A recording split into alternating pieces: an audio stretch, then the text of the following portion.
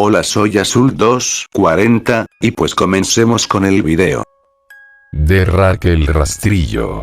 La historia comienza aproximadamente en el año 2003, cuando en algunas zonas del noreste de Estados Unidos empezaron a sucederse una serie de eventos fuera de lo común relacionados con la aparición de una extraña criatura humanoide que aparecía sentada al borde de la cama.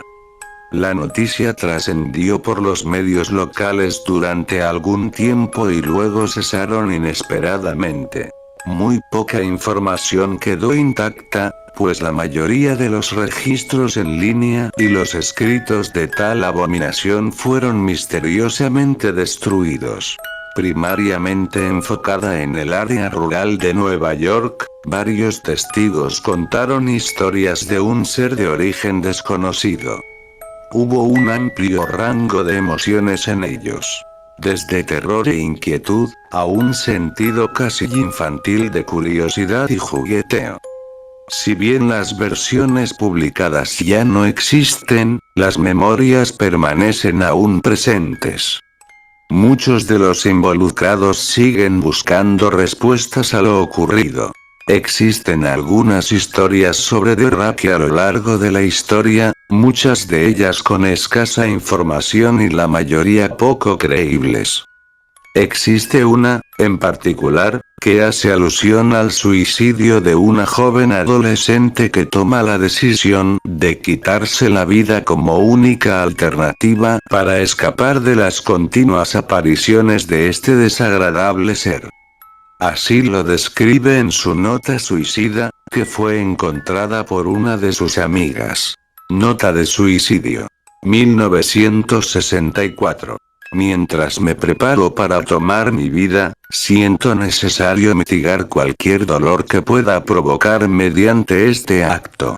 No es culpa de nadie más que de él. La primera vez, desperté y sentí su presencia. La segunda, desperté y lo vi. La tercera, desperté, escuché su voz y vi sus ojos. Me es imposible dormir, tengo terror de lo que pueda pasar la próxima vez que lo encuentre. No puedo despertar jamás. Adiós. Hallado en la misma caja de madera, había 2 sobres vacíos dirigidos a William y Rose, y una carta vagamente escrita sin firma que dice así: querida Linnie, recé por ti. Dijo tu nombre. También hay evidencia de un extraño suceso en el cual un hombre es aterrorizado por una figura humanoide de piel rugosa y aceitosa. Entrada de un diario, traducida del español. 1880. Experimenté un gran terror. He percibido el más grande, el peor de todos. Observo sus ojos cada vez que cierro los míos. Son huecos. Negros. Me vieron y me perforaron. Su mano mojada. No dormiré. Su voz, texto ininteligible. Otra, es una historia que data del año 1691. En este caso, un marinero habría dejado en las anotaciones de sus viajes, la descripción de una horrible criatura que se le presentaba de noche en la soledad de su camarote, y sin hablar con él lo induce a abandonar el curso que lleva su barco para volver a Inglaterra. Diario de un marinero. 1691. Vino a mí en un sueño. Sentí algo extraño al pie de mi cama. Se llevó todo. Debemos volver a Inglaterra. Por órdenes del rastrillo no podemos regresar aquí. Durante el transcurso del año 2006, también en Estados Unidos, ocurrió seguramente el más famoso avistamiento del rastrillo. A continuación se transcribe la historia de un testigo. 2006. Hace 3 años, acababa de regresar de un viaje a las cataratas del Niágara con mi familia, por el 4 de julio. Estábamos exhaustos luego de conducir todo el día, así que mi esposo y yo pusimos a los niños en la cama y nos fuimos a dormir. Alrededor de las 4 de la mañana, me desperté pensando que mi esposo se había levantado para ir al baño. Aproveché para cubrirme con las sábanas, pero sin querer lo desperté. Me disculpé y le dije que pensé que había salido de la cama. Al verme dio un grito ahogado y retiró sus pies del borde de la misma tan rápido que su rodilla casi me tira. Luego me agarró fuerte sin decir nada. Cuando mi vista se ajustó a la oscuridad, fui capaz de distinguir qué fue lo que causó la reacción. Al pie de la cama, sentado y observándonos, divisé lo que era un hombre desnudo, o un gran perro sin pelo de algún tipo. Su posición era perturbadora e innatural, como si hubiera sido golpeado por un automóvil o algo similar. Por alguna razón, no me dio miedo, pero me preocupó su condición. En ese momento, estaba bajo la asunción de que debíamos ayudarlo.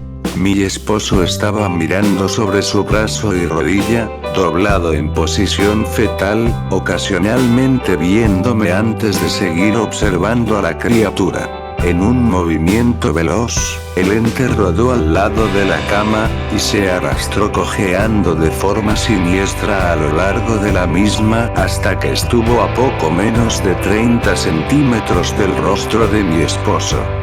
La criatura estuvo silenciosa por 30 segundos, mirándolo. Entonces puso una mano en su rodilla y corrió al pasillo, en dirección a los cuartos de los niños. Grité y me apresuré a encender la luz, intentando detenerlo antes de que hiriera a mis hijos.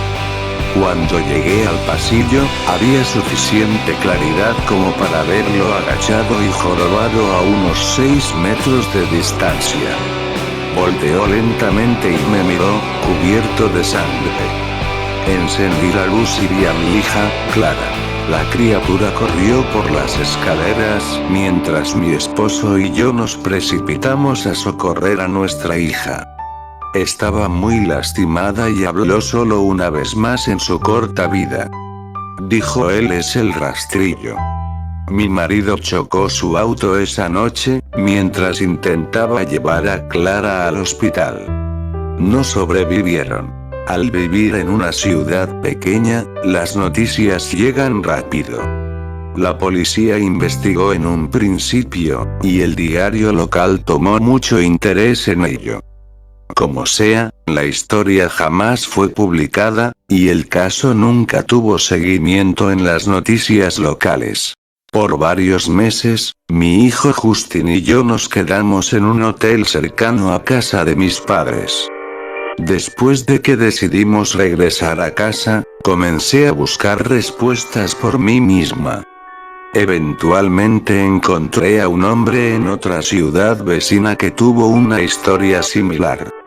Entramos en contacto y comenzamos a hablar de lo ocurrido. Conocí a otras 2 personas que habían visto a la criatura que ahora llamaremos el rastrillo, en Nueva York. Nos tomó a los 4 casi 2 años de buscar en internet y escribir cartas para obtener una pequeña colección de lo que aparentemente eran registros del rastrillo. Aunque ninguno dio detalles, historia o seguimiento. Obtuvimos lo que alguien había escrito en un diario, en donde se mencionaba a este ser solo en las primeras 3 páginas, para nunca volver a nombrarlo. También encontramos la bitácora de un barco, la cual no explicaba nada sobre el encuentro, solo mencionaba, en su último registro, que el rastrillo le había indicado a él que se marchara. Empezamos a notar que, en muchos casos, la criatura hacía una serie de visitas a la misma persona durante un período de tiempo indeterminado. Varios individuos mencionaron en esos registros que el ser les había hablado, mi hija incluida. Esto nos llevó a preguntarnos si el rastrillo había visitado a cualquiera de nosotros anteriormente. Para averiguar más sobre esto, Instalé una grabadora digital cerca de mi casa y la dejé grabando todas las noches por 2 semanas. Tan pronto me despertaba, revisaba los tediosos sonidos que hacía mientras daba vueltas en la cama. Al final de la segunda semana ya estaba acostumbrada a las grabaciones y las reproducía a 8 veces su velocidad normal. Esto me llevaba alrededor de 1 hora todos los días. Durante el primer día de la tercera semana, creí escuchar algo distinto. Era una voz aguda. Era el rastrillo. No soporté escucharla el tiempo suficiente para transcribir lo que dice.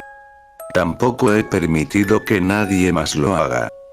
Todo lo que sé es que lo he escuchado antes y comienzo a creer que habló cuando estuvo frente a mi esposo. No recuerdo haber oído nada en ese preciso momento, pero por alguna razón, la voz en la grabadora me lleva a ese instante.